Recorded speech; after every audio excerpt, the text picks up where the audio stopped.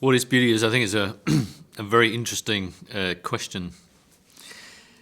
On one level, you could say that it's many things.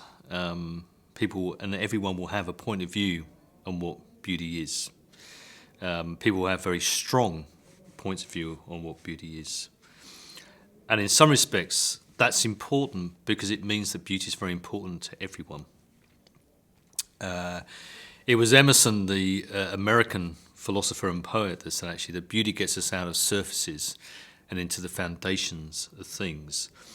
And that for me is kind of where we start on the journey of why beauty is very important to where we are and I think where we need to get to. The natural world, if we look at it, and if you ask everyone to look at the natural world, the natural landscape, we'll see beauty in that. And they'll understand that also, at some level, it's fundamentally good and that it's fundamentally restorative.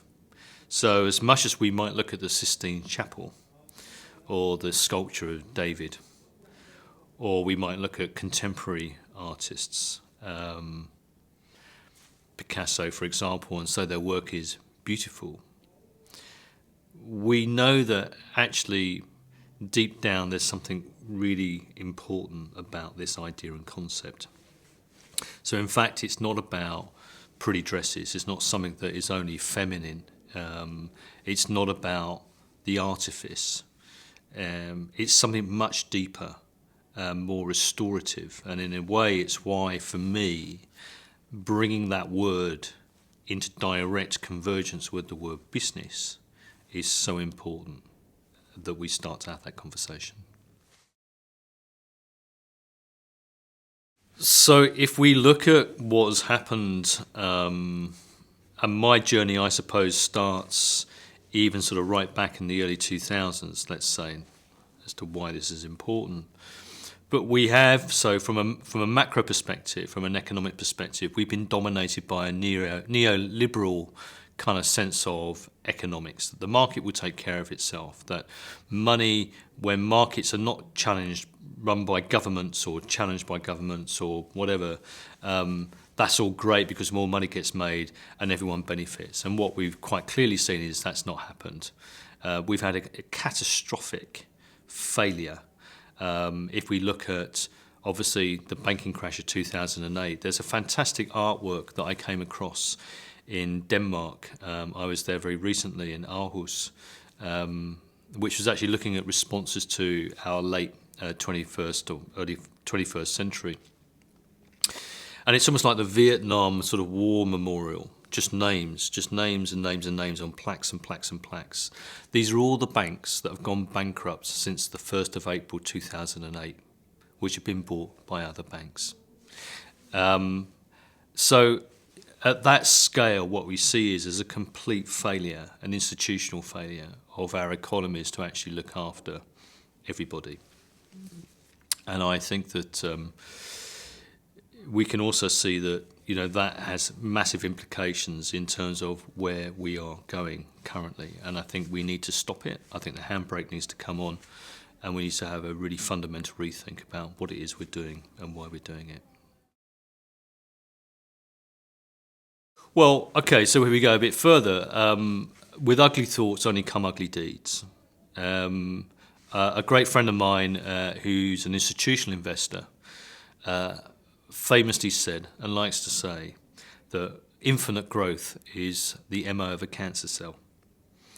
And I think that if you look at the behaviour of, say, Volkswagen, institutional lying at an industrial scale to say that our cars only release emissions at this level to sell more cars, which is an absolute lie.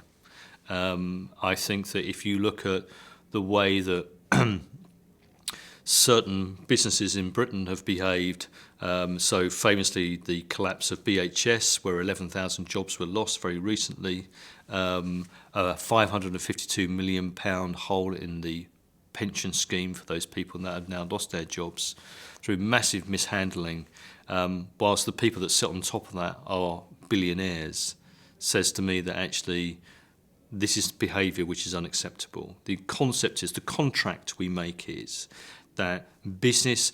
I mean, I'm a huge supporter of vibrant, successful businesses that make money, but businesses that serve people and serve society. And that contract has fundamentally been broken, I think. So not all business is bad, but what we see is actually a scale of which the malfeasance, I suppose, of the way that certain industries are prepared to operate. So growth for growth's sake, the MO of a cancer cell, has unfortunately infected, I think, a lot of businesses or industries that making money is the only reason why you're in business. And for me, that's not a beautiful concept. It's not a beautiful purpose. You are in business to serve. You're in business to give, beautiful utility, services, products, experiences for people that can really help their lives. And I think that we've arrived at a point where I think that what is being demonstrated is a real kind of resistance and a kind of challenge to the way that those sort of, previous businesses operating in that economy have behaved. I think we're already seeing the start. I think digital technologies, although it's not just only in the digital space, where people are deciding. There's a great saying which is, when institutions fail, people find what they need from each other. If we look at, say, things like the blockchain, I think as important as the invention of DNA, as important as Tim Berners-Lee creating the World Wide Web and creating that free for everybody, I think it's Elon Musk giving away all of his battery patents in a open Creative Commons license, because he understands that actually he needs many minds, the collective intensity of a knowledge of people working on all of that stuff, which will actually accelerate and expand the potential of living in a world where we're no longer reliant on an oil-based economy. I think it's about, if you go back in time, someone like Doug Engelbart, who invented the mouse and who invented hypertext and video conferencing. And when he died, actually, the interesting thing was the headlines were, the inventor of the mouse dies.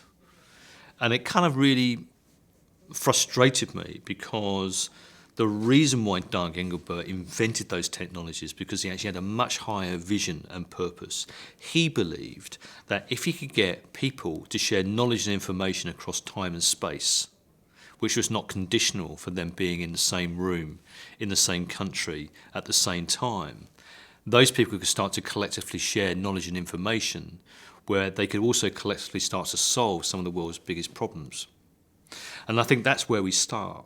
It comes back to, so what is your purpose? Why have you walked into this room? Why are you here? What problems are you actually trying to solve? And what I see is, or the things that I'm interested in, are businesses and people and organisations which are saying, we want to create really brilliant, beautiful, vibrant businesses, but we don't need to be extractive of the planet, we don't need to be extractive of people, and we don't need to be extractive of the economies by which we kind of, exist within. And I think that's where we start.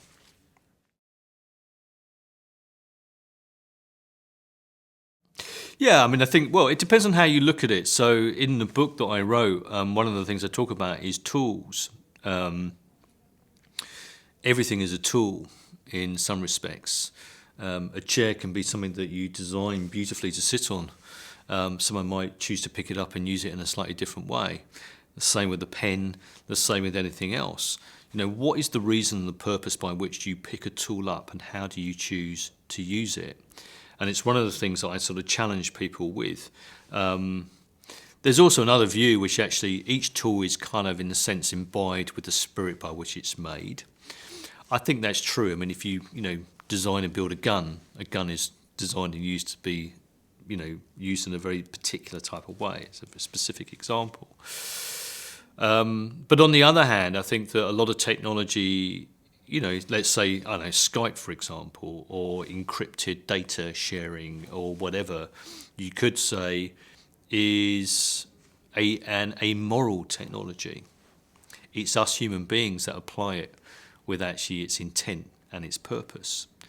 And I think that's why sometimes I get very frustrated, I suppose, when the concept of thinking about business and the technologies that are evolving and developing our businesses, devoid of actually thinking very philosophically about them, frustrates me so much.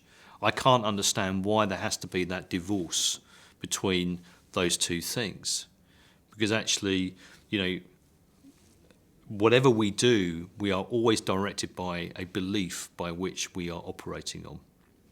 And that's where I think it comes back to, if we want to make a more beautiful world, if we want to create more beautiful businesses, then we have to be very clear about our intent in terms of actually how we operate.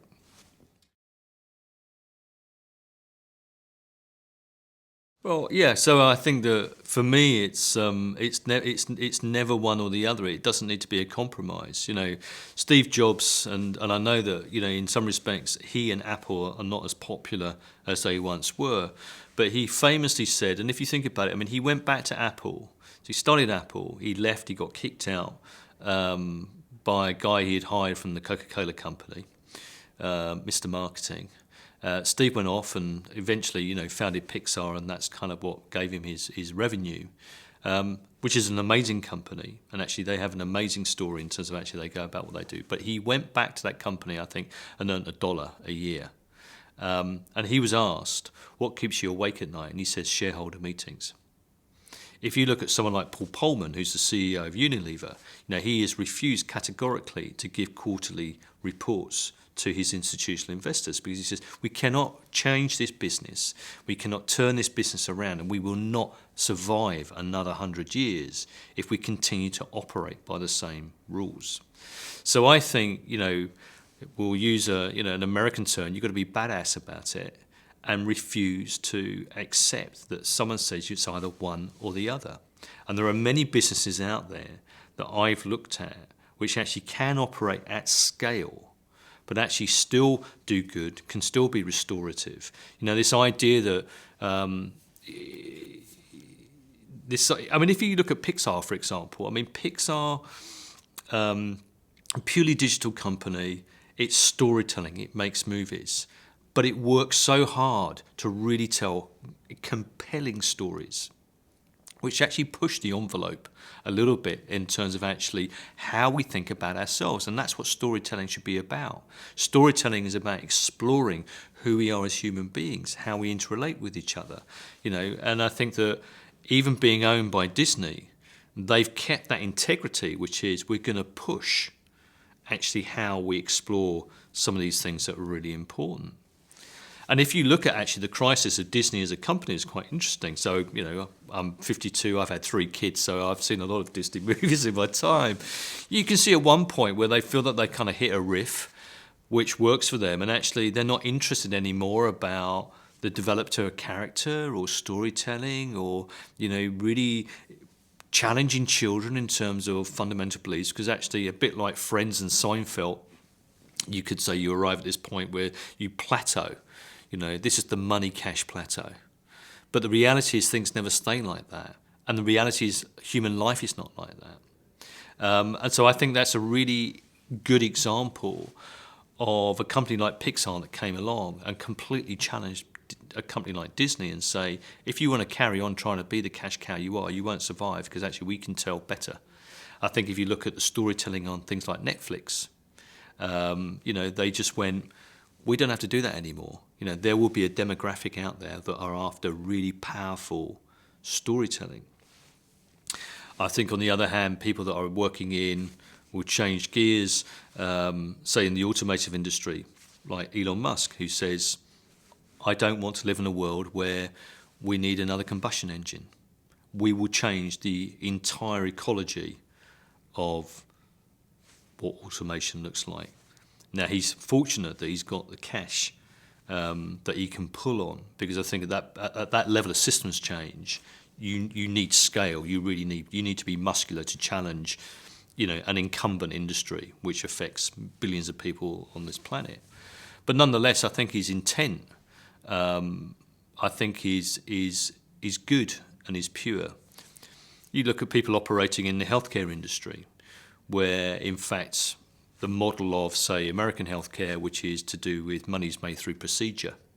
So you come to me, I'm the doctor, and you say there's something I'm not feeling too good in my chest or whatever. Then we've got to X-ray you, we've got to take your blood. So this is the way we make your money. So, but actually we're being invasive, and actually what we see is that other people are coming along and saying you don't have to run this model in this way.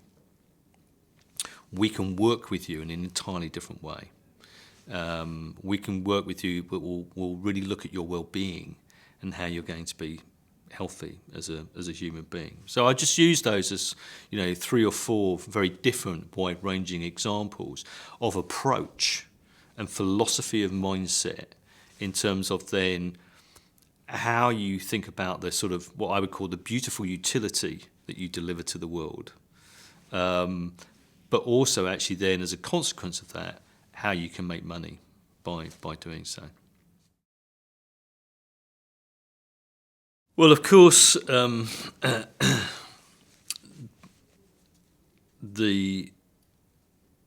a fundamental level, I believe that if people don't make a heart change themselves, they can't make the change in the world they need to do. So, Gandhi's famous saying, and it's almost like it's a cliche now, but there's a reason why cliches hang around, because there's an element of truth in them.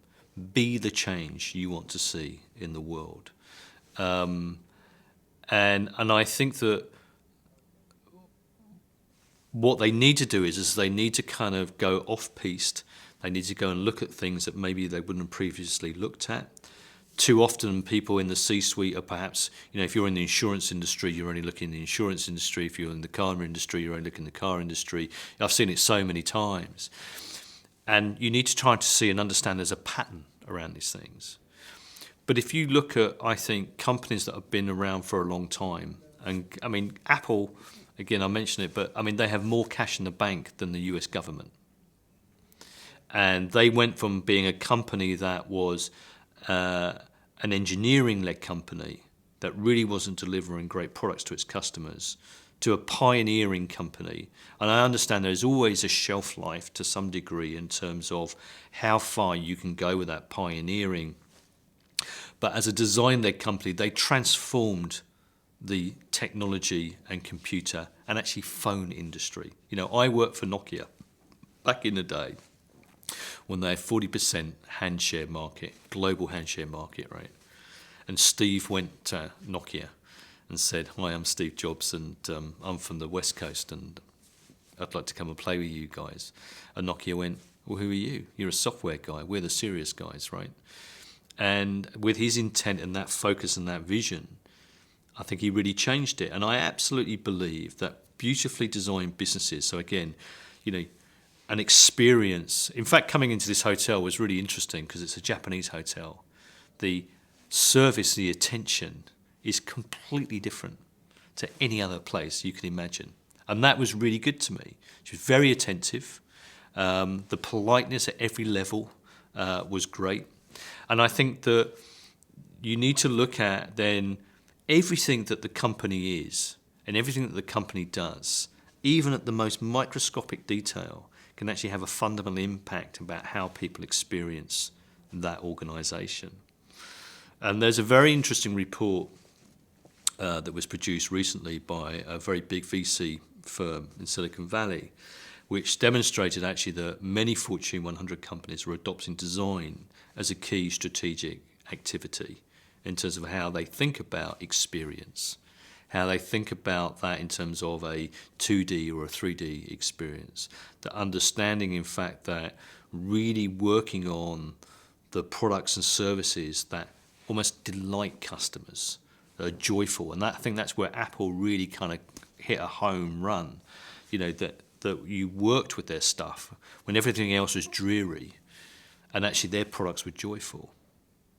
And I would say that we as human beings, lastly, as much as we talk about digital, we still experience the world through all our senses, through our ears, through our eyes, what we smell, what we taste, what we feel, the temperature of the room. So why not create a business which is designed around the sensual and textural ways that we as human beings experience the world? And I think that's got nothing to do sometimes with money. That's got a lot to do with how you approach what it is you do, and think very hard then is, are we creating a beautiful experience for our customers? Because if we are, and if we deliver that at every incremental point of what this business is, guess what? They will come back. They will recommend us to their friends. And funnily enough, we'll be more attractive to our investors as a consequence of that.